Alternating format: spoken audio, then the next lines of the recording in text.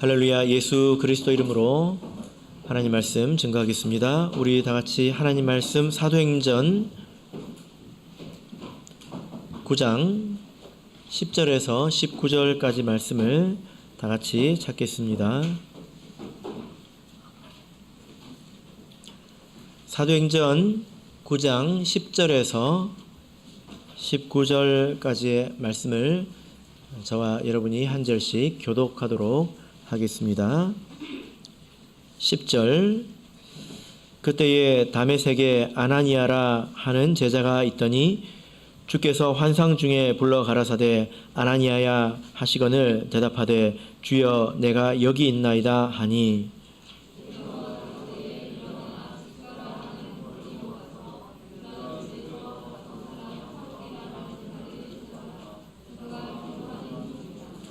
저가 아나니아라 하는 사람이 들어와서 자기에게 안수하여 다시 보게 하는 것을 보았느니라 하시거늘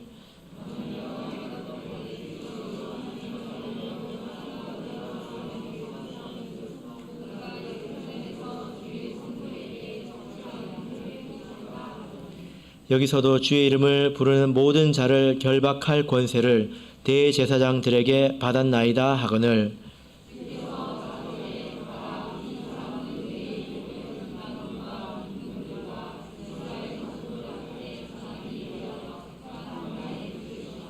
그가 내 이름을 위하여 해를 얼마나 받아야 할 것을 내가 그에게 보이리라 하시니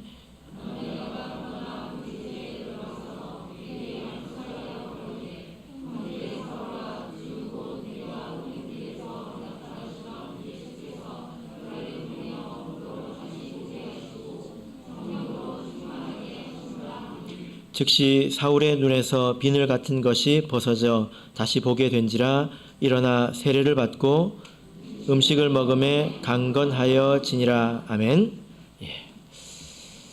네, 오늘 이 시간은 아나니아라 하는 제자라는 제목으로 하나님 말씀을 증거하겠습니다.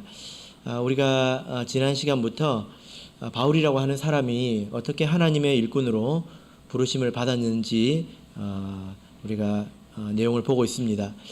그 다급한 상황에 비해서 하나님께서 부르신 그 부르심은 아주 놀랍도록 부드럽고 또 완곡한 것을 우리가 볼 수 있었습니다. 사울아 사울아 어찌하여 나를 핍박하느냐 가시채를 뒷발질하기가 네게 고생이니라. 예수님께서 이렇게 말씀을 하셨죠. 우리가 이 상황을 생각해 보면 예수님의 부르심은 너무나도 부드럽고 또 완곡하였습니다. 그러나 그런 부르심조차도 바울 사도에게는 굉장히 충격적이었던 것 같습니다. 그 이유는 바울 사도가 너무 심하게 달렸기 때문이죠. 마치 이런 것과 같습니다. 전력질주해 가는 사람이 가만히 있는 벽에 부딪히면 충격이 크지 않습니까? 하나님께서 이렇게 부드럽게 대해 주셨지만 그가 너무 거칠었기 때문에 그가 받은 충격이 컸습니다. 그래서 바울 사도는 사흘 동안 식음을 전폐하고 기도를 하고 있는데요. 이런 상황에 대해서 간명하게 이렇게 표현하고 있습니다. 자, 9장 4절을 보겠습니다. 사도행전 9장 4절 읽겠습니다. 시작. 땅에 엎드러져 들음에 소리 있어 가라사대 사울아 사울아 내가 어찌하여 나를 핍박하느냐 하시거늘. 여기 보면 땅에 엎드러져 라고 말씀을 하고 있는데요. 바울 사도가 땅에 엎드렸다는 것입니다. 그런데 이 엎드려졌다라는 이 단어를 이렇게 보면 땅에 떨어지다는 것입니다. 그러니까 빛을 보고 경외하는 마음을 가지고 살포시 이렇게 엎드린 것이 아니라 마치 건물이 무너져 내려서 폭삭 주저앉듯이 급격하게 땅에 엎어졌다는 것입니다. 그래서 엎드렸다라는 표현보다는 엎어졌다라는 것이 더 어울리는 말이 될 것입니다. 그가 땅에 엎어진 것, 땅으로 떨어진 것은 단지 그의 몸만을 말한 것은 아니지요. 그의 어떤 그동안의 경력과 그가 가졌던 그런 확신들, 그리고 그가 진리라고 믿고 따랐던 것들, 이 모든 것이 한꺼번에 무너져 내리는 그런 순간이었던 것입니다. 때로 우리 하나님께서 우리 사람을 부르실 때 우리가 이렇게 때로는 떨어지는 경험을 하게 되기도 합니다. 그래서 내가 쌓아왔던 것들, 또 내가 누려왔던 것들, 이런 것들이 다 무너져 내리고 그렇게 애지중지했던 것들이 아무것도 아닌 것처럼 느껴지게 만드시는 하나님을 만날 때가 있죠.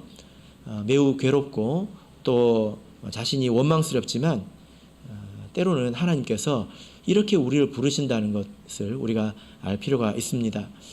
탕자가 아버지 집을 떠나지 않았습니까? 그래서 무엇을 겪었죠? 극심한 배고픔을 겪지 않았습니까? 그와 같다는 것입니다. 그러나 바울 사도는 이런 일을 겪었지만 그가 참 진실한 사람이다라는 것을 즉시로 우리가 알 수 있었습니다. 왜냐하면 이렇게 하기가 쉽지 않습니다. 바울 사도는 그동안에 예수님 믿는 사람들을 핍박하지 않았습니까? 철저한 신념을 가지고 핍박하지 않았습니까? 그런데 이 일을 경험하자마자 그는 예수님께 주여 내가 무엇을 하오리까?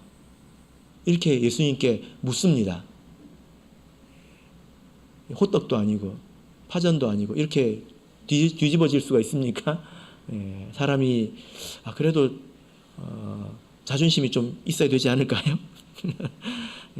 왜냐하면 사람들은 보통 자기 자신을 정당합니다. 틀린 것을 알아도 고집 부리기도 하고 합리화를 시키기도 하고, 그죠? 사람이 힘들어하는 게 뭐냐면 자기 과거를 부정하는 걸 참 힘들어합니다. 그래도 그때는 그런 이유가 있었다. 그래도 그때는 그럴 만한 사정이 있었다. 이렇게 합리화를 시켜야 사람이 자기가 마음이 편하지 않습니까? 그죠?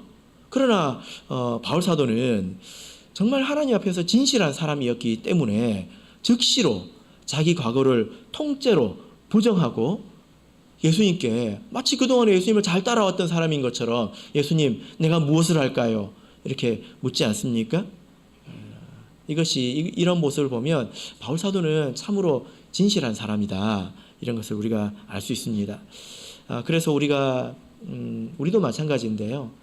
우리가 신앙 안에서 자기를 이렇게 부정하고 자기 과거에 했던 말들, 또 자기 어떤 선택들 이런 것들을 부정하고 부끄러워하고 이런 것들이 결코 부끄러운 일은 아닙니다.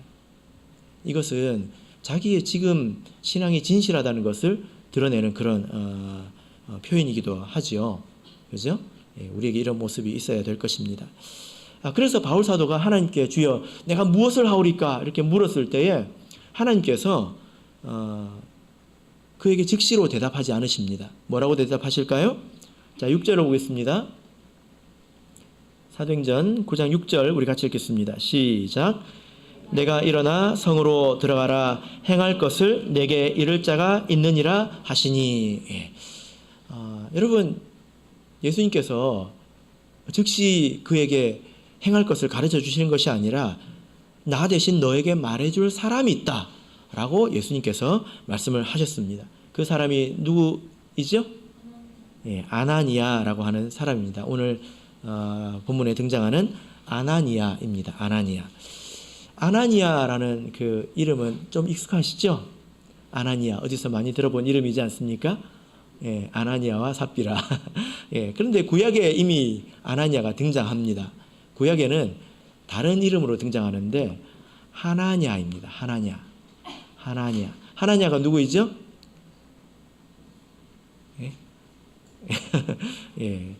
다니엘의 세 친구 중에 한 명이 하나냐이죠. 본래 이름 개명하기 전에 본래 이름이 하나냐입니다.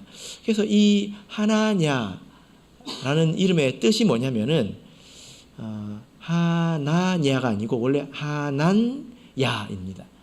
하난이라는 것은 구불이다. 그래서 은총을 베풀어 주다 이것입니다. 길가에 누워있는 사람에게 내가 좀 은혜를 베풀려 주려면 내가 허리를 숙여서 이렇게 만져줘야 되잖아요. 이렇게 해야 되지 않습니까? 그래서 구불이다. 은혜를 베풀어 주다. 야는 여호와입니다. 그래서 하나님께서 은혜를 베풀어 주시다. 이런 뜻입니다. 하나냐. 신약에는 3명 정도가 나옵니다. 누구죠?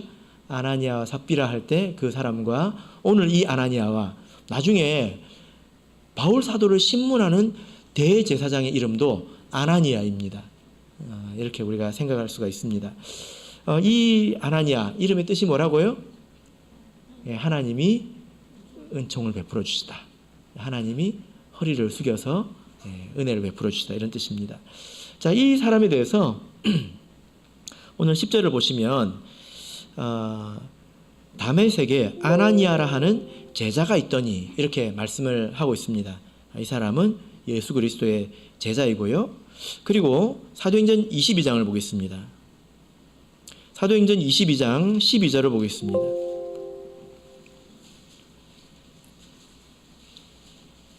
사도행전 22장 12절. 자, 여기서 아나니아에 대한 평가가 나오는데, 자, 우리 같이 읽겠습니다. 시작. 율법에 의하면 경건한 사람으로 거기 사는 모든 유대인들에게 칭찬을 듣는 아나니아라 하는 이가. 자, 여기 보면 이 사람은 모든 유대인들에게 율법으로서 칭찬을 듣는 사람이었다. 그 사람은 진실한 그런 사람이었다라는 것입니다. 그러니까 신앙적인 영향력이 있는, 좋은 영향력이 있는 그런 사람이었다라는 거죠.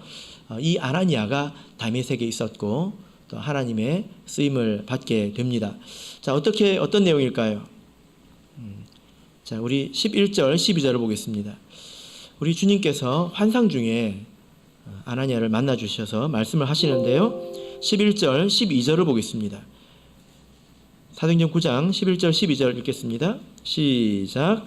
주께서 가라사대 일어나 직가라 하는 거리로 가서 유다 집에서 다소 사람 사울이라 하는 자를 찾으라. 저가 기도하는 중이다.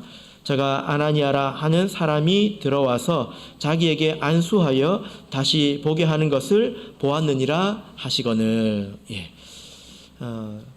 하나님께서 환상 중에 그에게 나타나셨습니다. 이 환상이라는 것은 눈에 보이는 것, 이런 뜻입니다. 그러니까 아나니아가 환상을 보았다는 것입니다. 그 환상 가운데서 주님께서 아나니아에게 말씀을 하셨는데 뭐라고 말씀하셨습니까? 직가라 하는 대로 가서 사울을 찾으라. 그리고 그 사람이 환상을 보았다. 아나니아라고 하는 사람이 와서 안수하여 다시 보게 하는 그런 환상을 보았다. 이런 내용입니다. 그러니까 이 사울이 3일 동안 식음을 전폐하는 중에 무엇을 했을까요? 기도했다고 나와 있죠? 그죠? 저가 기도하는 중이다. 이렇게 말씀을 하고 있습니다. 그러니까 이 바울 사도가 부르심 받을 때 다메섹에서 예수님을 만나고 그냥 코가 빠져가지고 낙심해 있었던 것이 아니라 그는 하나님께 기도하고 있었다는 것입니다. 주님께 기도하고 있었다는 거죠. 그 기도 중에 하나님께서 바울 사도에게 환상을 보여주셨습니다. 어떤 환상입니까? 아나니아라고 하는 사람이 와서 안수해서 다시 보게 하는 것을 보았다는 것입니다. 그러니까 바울 사도도 기도 중에 보았다는 거죠. 그러니까 환상을 보았다는 것입니다. 미래에 관한 일들을 이렇게 보았습니다. 혹시 여러분들 가운데 이런 일을 경험하신 적이 있는 분이 계신지 모르겠네요. 저는 한번 들어본 적이 있는데, 우리 이제 거제교회 어떤 한 자매님이 처음에 우리 교회에 입교할 때에 자녀가 아팠습니다. 그래서 우리 아는 성도님이 우리 교회에서 같이 기도하자. 하나님께서 도와주실 것이다. 이렇게 그래서 기도를 하기 시작했는데요. 어느 날 밤에 꿈을 꿨는데 이제 병원에 가서 진료실에 가서 의사 선생님을 만났는데 의사 선생님이 이제 별것 아니다. 이제 괜찮아질 것이다. 이렇게 좋은 이야기를 해줬습니다. 근데 그 다음 날 병원에 갔는데요. 깜짝 놀란 거예요. 왜냐하면 그 꿈에서 봤던 그 장소에서 그 사람이 그 말을 한 것입니다. 이 일을 기도 가운데 이제 겪었기 때문에 하나님께서 이렇게 우리에게 은혜를 주시는 것이구나 이런 생각을 하고 이제 확신을 얻어서 입교하게 된 그런 간증이 있습니다. 지금도 신앙생활을 하고 잘 하고 계시거든요. 또 이런 일이 있죠. 그죠? 그래서 아나니아가 이런 말을 들었을 때에 그가 하나님께 대답하게 됩니다. 자, 13절 14절을 보겠습니다. 13절 14절 읽겠습니다. 시작. 아나니아가 대답하되 주여 이 사람에게 대하여 내가 여러 사람에게 듣사온즉 그가 예루살렘에서 주의 성도에게 적지 않은 해를 끼쳤다 하더니 여기서도 주의 이름을 부르는 모든 자를 결박할 권세를 대제사장들에게 받았나이다 하거늘. 예. 지금 아나니아가 이제 그 하나님 말씀에 네 알겠습니다 이렇게 하는 게 아니라 대답하고 있지 않습니까? 뭐라고 대답하죠? 이 사람이 예루살렘에서 이런 일을 했다고 내가 들었고 다메섹에 와서도 이런 일을 할 수 있는 권세를 받았다고 들었는데요. 예. 이 말이 어떤 뜻일까요? 예. 질문의 의도가 무엇일까요? 나보고 그 사람한테 가라고요? 예. 잡히면 어떡하라고요? 이런 뜻일까요? 아니면 하나님 그 사람 믿을 수 있습니까? 뭐 이런 뜻일까요? 아니면 이 사람이 교회에 들어와서 미치게 될 어떤 영향, 교회에 일어나게 될 그런 혼란 이런 것들을 생각했던 것일까요? 뭐 우리가 여러 가지로 생각해 볼 수 있는데 아무튼 이런 사람이 교회에 들어온다고 하는 것은 쉽게 환영할 수 있는 그런 일은 아니지 않습니까? 아마 여러분들께서는 우리 교회에서 세례 받으시는 분들이 이렇게 오면 대부분 그냥 환영할 만한 것만 거의 경험을 하셨을 거예요. 그런데 오는 걸 생각하면 심란한 경우도 있을 수 있습니다. 어떻게 감당할까 이런 일이 있을 수 있죠. 그죠? 그래서 아나니아가 의아하게 생각하고 하나님께 여쭈는 내용입니다. 그래서 하나님께서 대답을 하시는 것이 15절, 16절이죠. 자, 15절, 16절 우리 같이 읽겠습니다. 시작. 주께서 가라사대 가라 이 사람은 내 이름을 이방인과 임금들과 이스라엘 자손들 앞에 전하기 위하여 택한 나의 그릇이라. 그가 내 이름을 위하여 해를 얼마나 받아야 할 것을 내가 그에게 보이리라 하시니. 예. 자, 여기서 강조된 표현은 나라는 표현입니다. 나. 아주 강조되어 있습니다. 그래서 이 사람은 내 이름을 위해서 내가 택한 나의 그릇이다. 그러니까 아나니아가 더 물을 수 없도록 이렇게 하나님께서 말씀을 하신 거죠. 그죠? 예. 아나니아가 이것을 받아들이기가 쉽지 않았다는 것입니다. 자, 하나님께서 지금 굉장히 수고롭게 일을 하고 계시지 않습니까? 그런 생각이 들지 않으십니까?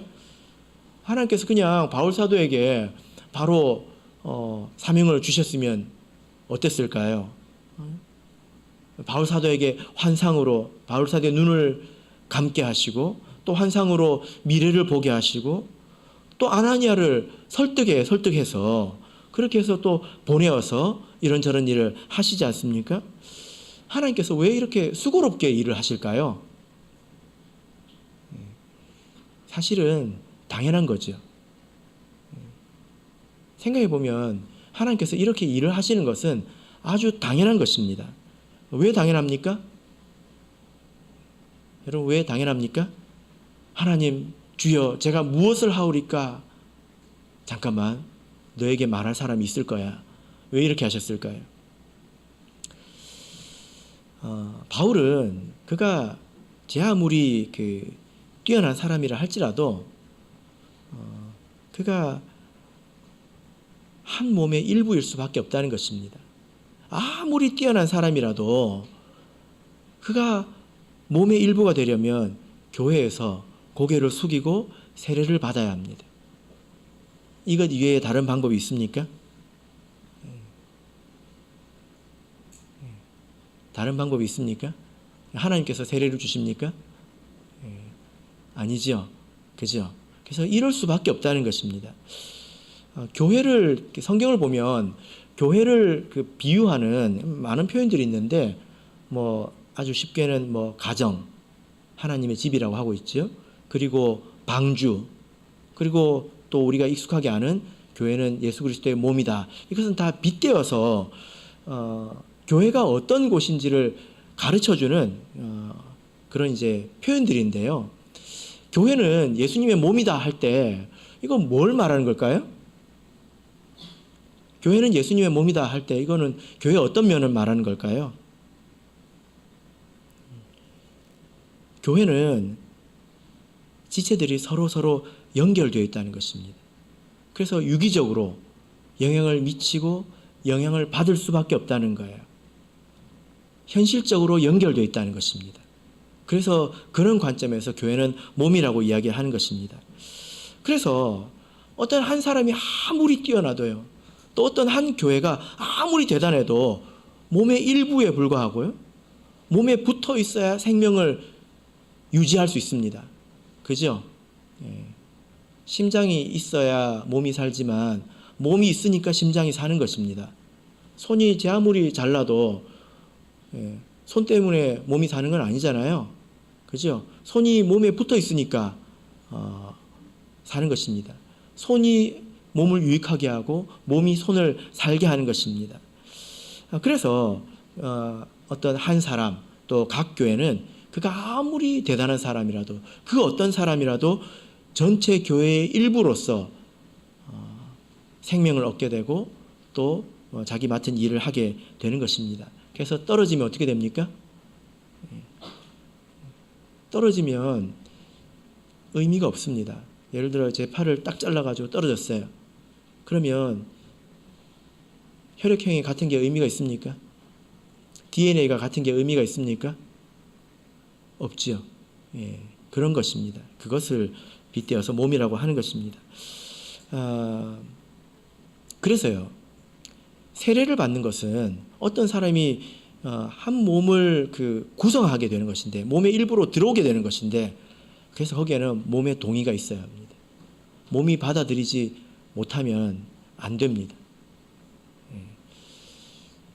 우리 교회 성도님 중에 신장 이식 수술을 하신 분이 있습니다. 수술을 하면서 제일 걱정되는 게 뭘까요? 이 새로 들어온 어떤 장기가 내 몸이 이것을 내 몸으로 받아들일 것인가? 요거지요. 이거는 잘 모르는 것 같아요. 그 몸에게 그냥 맡기는 수밖에 없는 것 같아요. 잘 받아주기를 그렇게 바라는 수밖에 없는 거죠.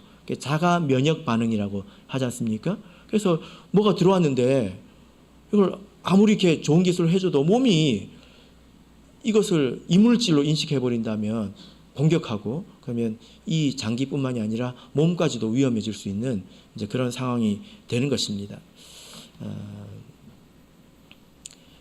그래서 여기 이 바울 사도가 입교할 때는 상당히 큰 위험이 있었는데요. 어떤 위험이 있었을까요? 바울 사도가 예수 그리스도를 알았기 때문에 하나의 독자적인 세력을 만들 수 있는 그런 위험이 있습니다. 그리고 교회가 그를 한 몸으로 받아들이기 힘들어하는 그런 위험도 있을 수 있지요. 그래서 하나님께서 이 바울 사도가 교회가 바울 사도를 한 몸으로 받아들일 수 있도록 택한 사람이 바로 아나니아입니다. 그 아나니아가 환상을 보았기 때문에 그 자신은 믿었겠지요. 그죠? 근데 그 아나니아라고 하는 사람의 됨됨이와 그 사람이 안수했을 때 그가 보게 된 것과 그런 일들 통해서 교회가 그런 일을 듣고 하나님께서 받아들이셨구나, 그가 우리 사람이구나 하고 교회도 그를 넉넉한 마음으로 받아들일 수 있게 됐다는 것입니다. 만약에 바울 사도가 눈이 감기지 않았다면, 물론 이것은 가정하는 것이지만 눈이 감기지 않았다면 그는 교회 밑으로 들어가지 않았을 수도 있습니다. 눈이 감겨서 아무것도 하지 못할 때 교회가 와서 그의 눈을 뜨게 해주지 않습니까? 이로써 교회가 어떤 것인지 바울 사도가 배우게 되었을 것이다 라는 거죠.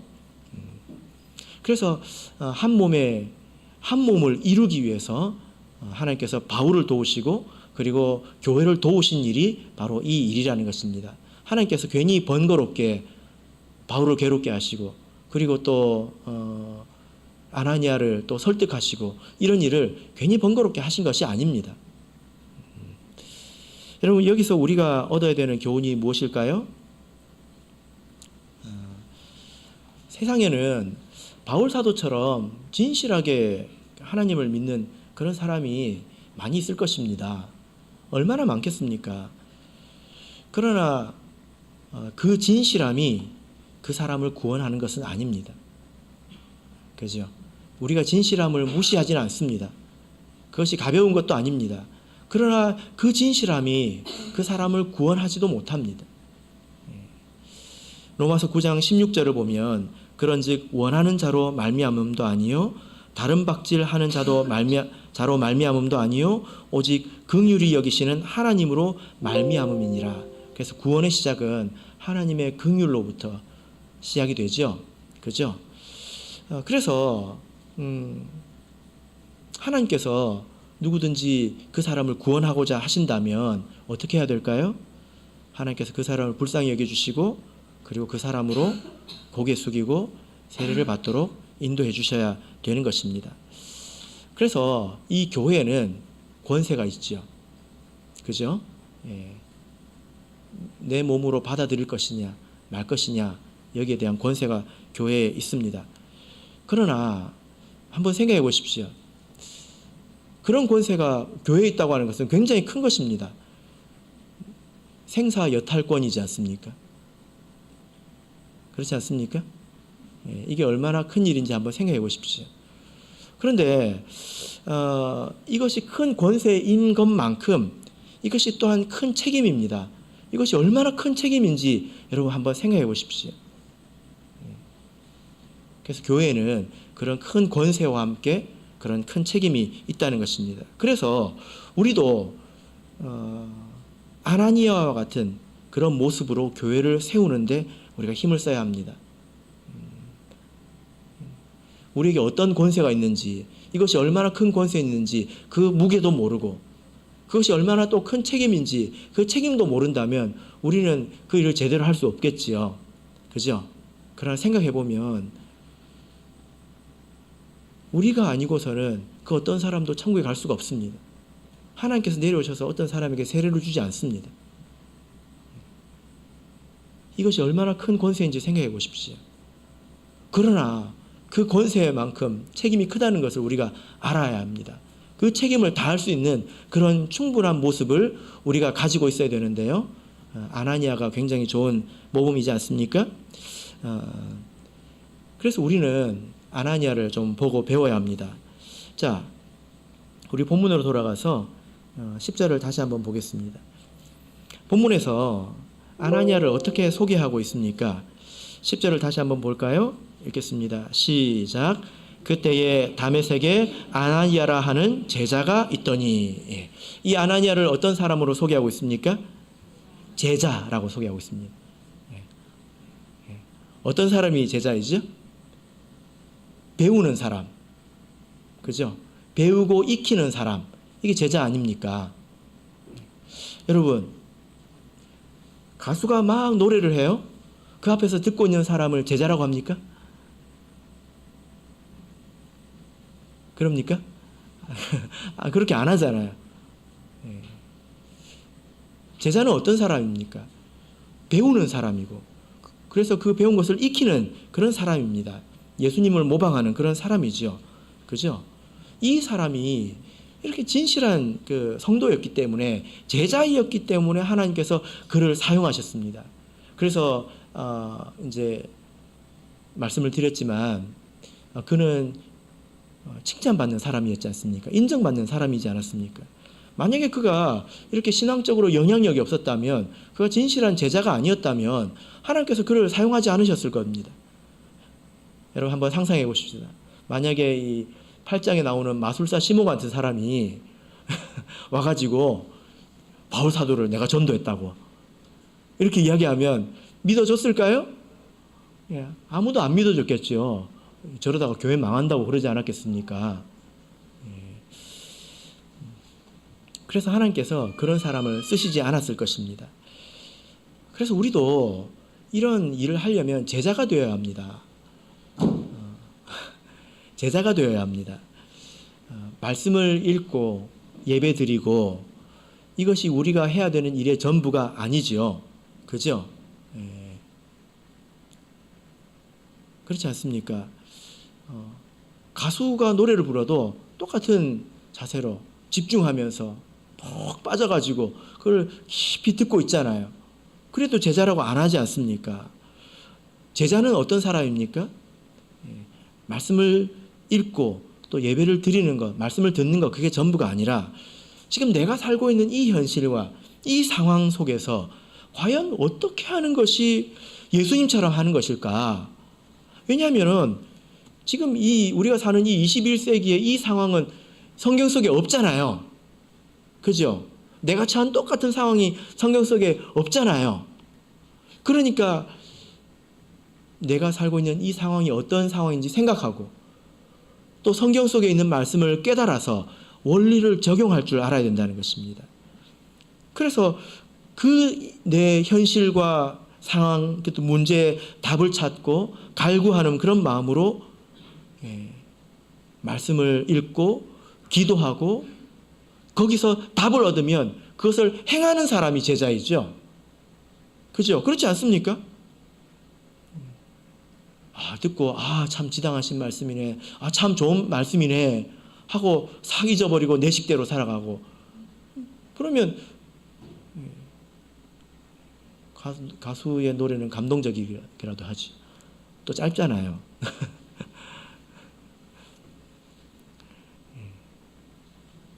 그래서 우리가 제자가 되어야 합니다. 내가 오늘 말씀 읽고 설교 들은 것이 내 책임을 다한 게 아니잖아요. 여기서 우리가 배워서 가서 실천해보고 어려운 점이 있으면 또다시 말씀으로 돌아와서 또 배우고 또 실천해보고 그렇게 사는 것이 제자입니다.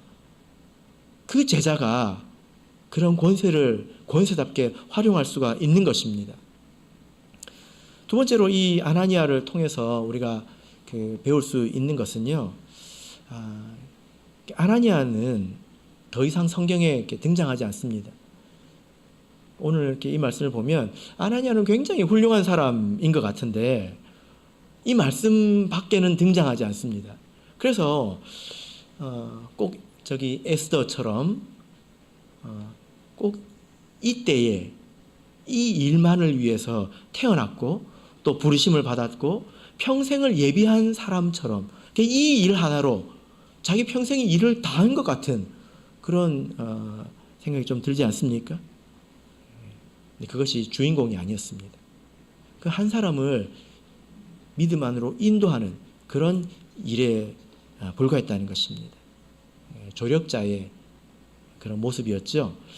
그래서 우리가 이 아나니아처럼 우리가 세워줄 수 있고 도와줄 수 있고 배경이 되어줄 수 있는 그런 넉넉한 마음 또 겸손한 마음이 우리에게 있어야 합니다.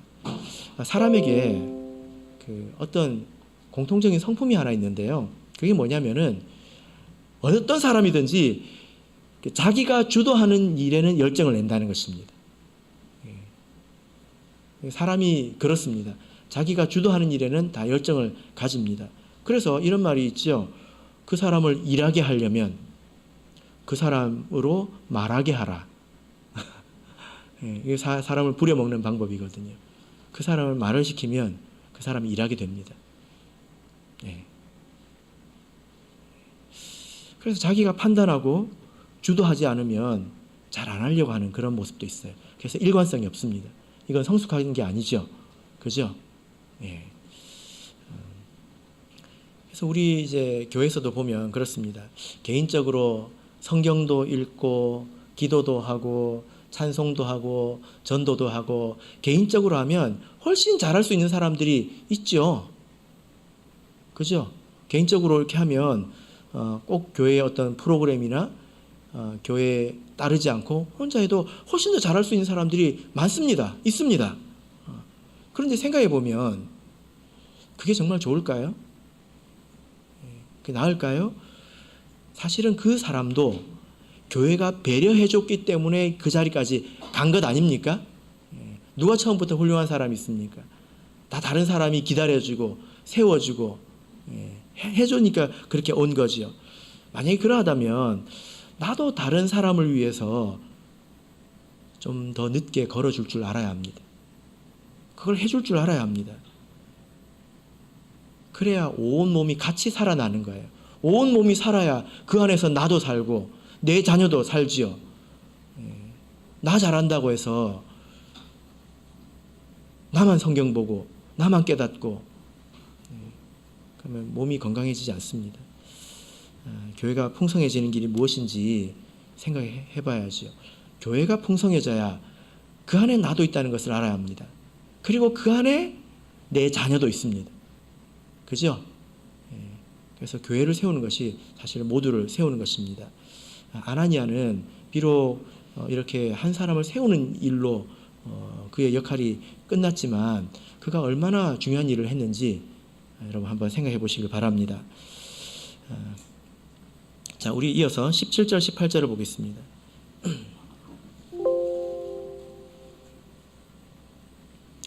자, 17절 18절 읽겠습니다. 시작. 아나니아가 떠나 그 집에 들어가서 그에게 안수하여 가로되 형제 사울아, 주 곧 내가 오는 길에서 나타나시던 예수께서 나를 보내어 너로 다시 보게 하시고 성령으로 충만하게 하신다 하니 즉시 사울의 눈에서 비늘 같은 것이 벗어져 다시 보게 된지라. 일어나 세례를 받고. 자, 여러분, 바울 사도가 다메섹에 뭐하러 왔죠? 그리스도인들을 잡으러 왔죠. 그리스도인들을 만나러 왔습니다. 이제 그리스도인을 이제 만났습니다. 근데 자기가 생각했던 그런 그림이 아니지 않습니까? 자기가 굉장히 비참해졌죠. 근데 그리스도인에게 처음 들은 말이 뭐죠? 17절을 보면 바울 사도가 그런 처지에서 그리스도인에게 처음 들은 말은 형제 사울아, 형제 사울아. 아나니아의 이 말이 참 부드럽지 않습니까? 마치 하나님께서 사울아, 사울아, 어찌하여 네가 나를 핍박하느냐 이렇게 완고하게 말했던 것처럼 이 아나니아도 굉장히 부드럽게 말하고 있습니다. 사울이 이 말을 듣고 그 마음이 어땠을까요? 자기는 붙잡으려고 왔는데, 핍박하려고 왔는데, 자기가 잘못 알고 그렇게 하지 않았습니까? 자기는 죽이려고 왔는데 그대로 와서 안수해주고 병을 고쳐주고 자기를 형제라고 지금 불러주고 있습니다. 이때 바울의 마음이 어땠을까요? 많이 녹았겠죠? 물론 이때는 그 바울 사도가 진짜 우리 그리스도의 형제가 됐다는 것은 아닙니다. 그죠? 바울 사도가 아직 세례를 받지 않았기 때문이죠. 사도행전 22장 16절에서는 이제는 왜 주저하느냐 일어나 주의 이름을 불러 세례를 받고 너의 죄를 씻으라 라고 말했습니다. 그래서 세례를 받아야 죄사함을 받고 형제가 되죠. 아나니아가 사울을 마음에서 받아들였다는 것입니다. 근데 여러분 한번 생각해 보세요. 이게 얼마나 어려운 일인지 한번 생각해 보십시오. 자기 형제 자매를 잔인하게 대했던 사람 아닙니까? 스데반, 그 교회에서 유명한 그 스데반을 죽였지 않습니까? 그런 사람을 마음에서 이렇게 받아들인다고 하는 것이 인간적으로는 쉬운 일이 아니고 간단한 일이 아니죠. 그죠? 저런 사람은 차라리 지옥 갔으면 좋겠다. 그런 생각도 합당치는 않습니다. 쉽지 않다는 말이죠. 그러나 아나니아는 무엇이 참으로 좋은 것이고 또 무엇이 하나님의 뜻인지 알았겠죠? 그가 회개하는 것이 진짜 승리 아니겠습니까? 그가 벌받는 것이 승리가 아닙니다. 그래서 안수하면서 형제 사울아 이렇게 불러주고 있는 것입니다.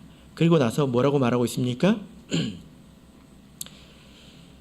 네가 오던 길에서 나타나신 예수께서 나를 보내어 너로 다시 보게 하시고 성령으로 충만하게 하신다. 그래서 안수해서 그의 눈에 비늘이 벗어졌습니다. 그리고 다시 보게 되었습니다. 그리고 성령으로 충만하게 하신다. 이 말의 뜻은 어떤 의미일까요? 성령으로 충만하게 하다. 이게 성령을 받는다는 뜻일까요? 어떤 뜻일까요? 우리가 성경을 보면 이 단어를 찾아보면, 이 표현을 찾아보면 재미있게도 성령으로 충만하게 한다라는 표현은 누가만 씁니다. 누가만 누가복음에서 3번, 그리고 사도행전에서 8번 이렇게 사용하고 있습니다. 그래서 이때 상황이 어떤 상황이냐를 보면 첫 번째는 성령 받을 때 성령으로 충만하게 하신다 이 표현을 씁니다. 사도행전 2장에서 오순절날 성령 강립 때에 이 표현을 씁니다. 그런데 그때만 쓰는 건 아니에요. 성령이 온전히 주장하는 상태도 성령이 충만하다 이렇게 표현을 하고 있습니다. 두 가지 가능성이 있는 거죠. 그래서 바울 사도가 이때 성령을 받았을 수도 있고 또 성령이 충만해져서 이제 성령이 온전히 그의 마음을 주장하는 그런 상태가 되었을 수도 있습니다. 그런데 사실 두 번째 성령이 온전히 주장하는 그런 상태는 성령 받은 사람한테만 사용되고 있다는 것도 한 가지 참고할 만한 부분입니다. 생각해 볼 여지가 있다는 거죠. 그리고 세례를 받았습니다. 이것이 바울 사도가 그리스도 안으로 들어오게 된 그 입교의 그 과정입니다. 말씀의 결론 맺겠습니다. 바울이 그 다메섹으로 이제 가서 그리스도인들을 핍박하려고 했습니다. 그러나 예수님께서 그를 부르시죠. 근데 그 다메섹에 누가 있었습니까? 아나니아라 하는 제자가 있었습니다. 아나니아라 하는 사람은 참 이름이 어울리는 사람이죠. 바울 사도가 그 이름을 들었을 때 하나님께서 땅에 엎어져 있는 나에게 구부려서 나에게 은혜를 베풀어 주신다 라고 느꼈을 것입니다. 그래서 우리가 우리 교회에 있는 이런 권세를 잘 활용할 수 있는 그런 사람이 되려면 우리도 아나니아와 같은 그런 사람이 되어야 될 것입니다. 우리가 제자가 되어야 된다는 말입니다. 듣고 감동하고 잊어버리는 사람이 아니라 내 삶의 답으로 이 말씀을 듣고 지켜서 실천해야 합니다. 바라옵기는 저와 여러분이 2023년에는 더욱더 제자가 되어서 예수 그리스도의 몸을 더욱더 풍성하게 세워가시기를 예수 그리스도 이름으로 축복합니다. 우리 다 같이 찬송가 367장 찬송하겠습니다.